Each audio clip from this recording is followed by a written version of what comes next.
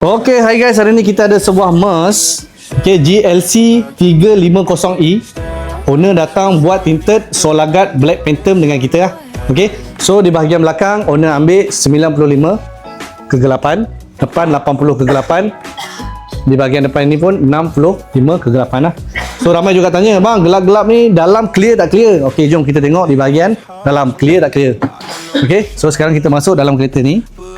So kereta ni memang sangat-sangat cantik, ini premium. So korang boleh tengok nilai HD tak HD, clear tak clear. Nampak?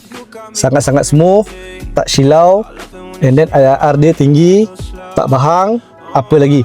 Semua tak ada masalah. Sebab apa? Solar Guard ni diperbuat daripada USA lah. Okay, so korang yang nak pasang tinted boleh hadir di Fancy Station 9 Shah Alam. Kita akan buat terbayar, tapi korang jangan lupa follow, like, share untuk konten yang seterusnya. Okay, 6.